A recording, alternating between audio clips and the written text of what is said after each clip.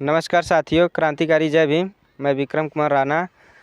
Noida park में मान्यवर श्री कांशीराम जन्म महोत्सव मनाते हुए राजीव रंजन सर ने बहुत अच्छी बात कही है। आप लोग वीडियो देखें। पहले मैं ये बता दूं कि दलित, पीड़ित, शोषित समाज के लिए मान्यवर कांशीराम समय बीतने के साथ साथ बाबा साहब अंबेडकर की तरह पूजनीय होते चले जा रहे हैं।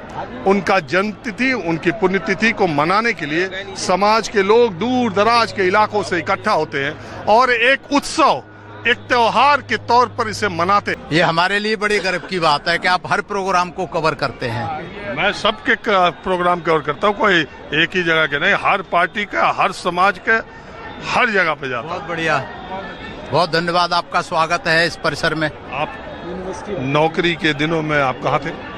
नौकरी के दिनों में यही थे, दिल्ली में।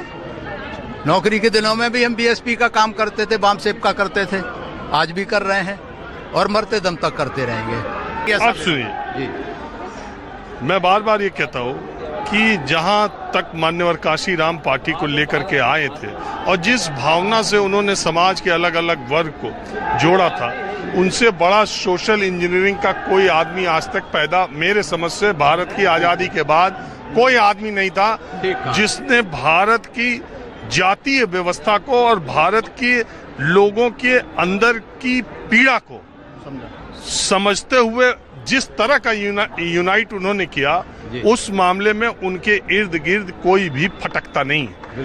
इस देश में मैं कई बार उनके बारे में, पहले जब मैं छोटा था तो सोचता था कि यार ये क्या आदमी है जो कि नारा लगवा देते हैं, मिले मुलायम कांशीराम, हवा में उड़ गए जय श्री राम।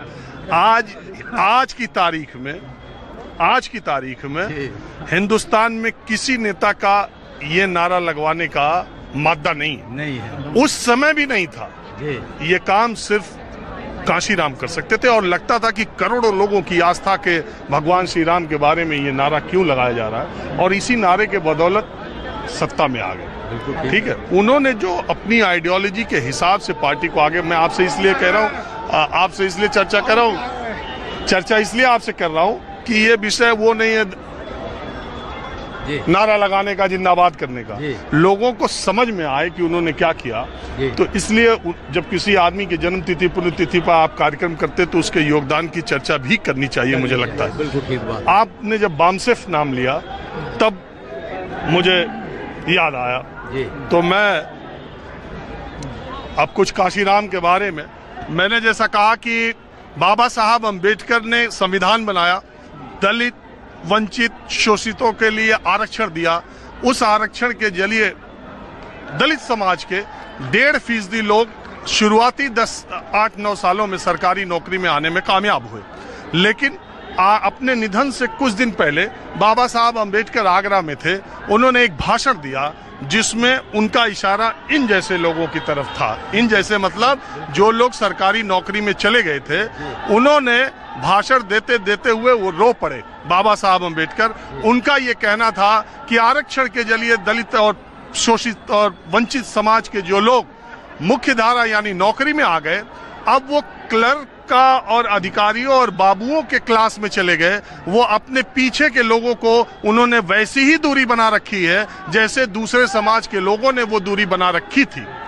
2 कारण, और दूसरा उनका ये कहना था कि अगर यही गैप बढ़ता रहा तो हमारे ही समाज के लोग दूसरे क्लास के हो जाएंगे, वो उन्हीं के साथ उठते बैठते खाना खाते हैं और दलित समाज के साथ उनकी दूरी बढ़ती जाती है। उस समय मान्यवर कांशीराम की उम्र सिर्फ 22 साल थी और इस घटना का असर देश के कितने लोगों पर पड़ा, नहीं पड़ा। मान्यवर कांशीराम पर इसका असर ये पड़ा कि वो DRDO की नौकरी करने के लिए पूना में जब गए तो उन्होंने बाबा साहब अंबेडकर की बातों को याद करते हुए वहाँ पर महात्मा बुद्ध और अंबेडकर जयंती के मौके पर वहाँ की छुट्टी कैंसिल कर दी गई। कांशीराम ने उसके लिए लड़ाई लड़ी और उसके बाद अदालत का दरवाजा खटखटाया और उन दोनों छुट्टियों को वहां पर बहाल कराया। इसके बाद भारत की जातिवादी व्यवस्था के बारे में उन्होंने गहन अध्ययन किया और उसके बाद उन्होंने नौकरी छोड़ करके बहुजन समाज के लिए काम करने का फैसला किया। कांशीराम बाबा साहब अंबेडकर जो न कर सके वो काशी राम ने किया। भारत की आजादी के बाद मैं हमेशा ये बात कहता हूं कि भारत की सामाजिक व्यवस्था को समझने में जो काशी राम ने किया वो दूसरा कोई व्यक्ति भारत में नहीं कर सका। आज भी ये बात मैं इसलिए कह रहा हूं कि अगर भारतीय जनता पार्टी ये नारा देती है सबका साथ सबका विकास, उसमें काशी राम की सोशल इंजीनियरिंग पीछे छुपी होती है। अगर अखिलेश यादव पीडीए का नारा देते हैं तो उसमें काशी राम की सोशल इंजीनियरिंग है। अगर राहुल गांधी जातीय आरक्षण की बात करते हैं, अगर राहुल गांधी प्राइवेट सेक्टर में दलितों की बात, पिछड़ों की बात करते हैं, तो उसकी फिलॉसफी काशी राम ने दी थी। और दूसरा एक महत्वपूर्ण बात यह भी मैं बताऊं, हमेशा काशी राम का यह मानना था कि जिस वर्ग में आप हैं उस वर्ग का दर्द उसी वर्ग का व्यक्ति समझ सकता है। दलित अगर दलित है तो दलित का दर्द दलित ही समझ सकता है। दूसरा आदमी उसका नेतृत्व करेगा तो वो खाई जो है वो हमेशा से रह जाएगी। इसीलिए उनका दावा था और उनका तर्क था कि जो भी दलित या पिछड़े या दूसरे नेता दूसरी पार्टियों में है वो बटन दबाए जाने पर बटन पे चलते हैं, उनका अपना कोई नेतृत्व नहीं है। और यहां से जो बात शुरू हुई, मैं इसलिए ये बातें कह रहा हूं कि भारत की राजनीति को समझने के लिए और उत्तर भारत की राजनीति को काशी राम ने कितना प्रभावित किया है इसको समझने के लिए उनकी इन बातों को आप देखेंगे। और इसी फॉर्मूले पर चलते हुए उन्होंने 85-15 का नारा दिया। देश में 85-15 का नारा देने वाला पहला आदमी मान्यवर काशी राम। मैंने क्या कहा, जो काम बाबा साहब अम्बेडकर न कर सके, हालांकि उनके पास समय बहुत कम था, आज़ादी के बाद 9 साल तक ही वो इस पृथ्वी पर रहे, इसलिए समय उनके पास कम था, लेकिन इसके बावजूद काशी राम ने जो काम किया वो दूसरा कोई कर न सका। अब आगे की बात यह है कि एक और, मैं आपको मालूम है जब इस तरह की राजनीतिक हस्तियों के बारे में कार्यक्रम करता हूं तो मुझे लगता है कि उनके बारे में जो महत्वपूर्ण प्रसंग हैं, महत्वपूर्ण किस्से कहानियां हैं, वो भी माहौल क्या है के जरिए आप तक पहुंचाऊं। एक और मजेदार किस्सा, मुलायम सिंह यादव ने पार्टी बनाने का फैसला किया। जब बीपी सिंह से अलग हुए तो राष्ट्रीय अध्यक्ष बने उस पार्टी के चंद्रशेखर जी, और उसमें मुलायम सिंह यादव शामिल हुए। बलिया की उस सम्मेलन में जाकर उन्होंने कहा कि वो ताजिंदगी चंद्रशेखर जी के साथ रहेंगे, चंद्रशेखर जी उनके नेता हैं। इसके बाद दिल्ली से लखनऊ की फ्लाइट में काशी राम और मान्यवर काशी राम और मुलायम सिंह यादव अगल बगल बैठे थे। काशी राम से मुलायम सिंह यादव ने जब चर्चा की तो काशी राम ने कहा कि अगर तुम्हें पिछड़ों का नेता बनना है, अगर तुमको पिछड़ों की पार्टी बनानी है तो चंद्रशेखर के साए से निकल जाओ।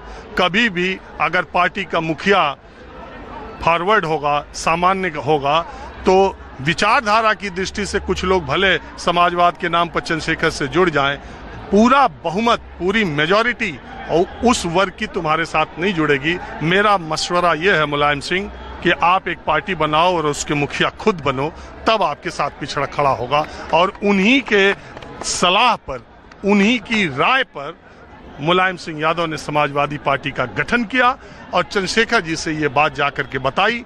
चंद्रशेखर जी ने अपनी आत्मकथा में, अपनी एक किताब में इस बात का जिक्र किया है कि मुलायम सिंह ने उनका साथ क्यों छोड़ा। चंद्रशेखर जी ने कहा, काशी राम की ये सलाह बिल्कुल उपयुक्त है, आप मेरी पार्टी के बाकी लोगों को जिसको लेके जाना चाहते हो लेके जाओ और आप पार्टी बनाओ। और उसी के बाद देखिए बात यह है कि उस समय ये राम मंदिर आंदोलन बहुत तेज चल रहा था और काशी राम का दिमाग इस बात पर चल रहा था कि मुलायम सिंह यादव अगर पिछड़ों का नेता हो जाए और बहुजन का वोट हमारे साथ हो जाए तो भारतीय जनता पार्टी के रथ को जब चाहेंगे तब रोक देंगे। प्लीज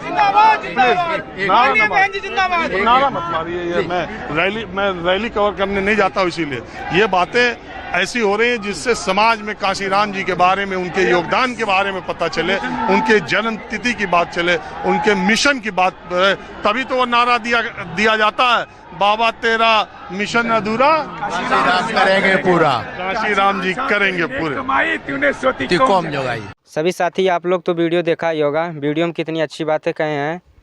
वीडियो को लाइक करें, शेयर करें। सभी महापुरुषों को चरणों में नमन। जय भीम, जय भारत, जय संविधान, इनकलाब जिंदाबाद।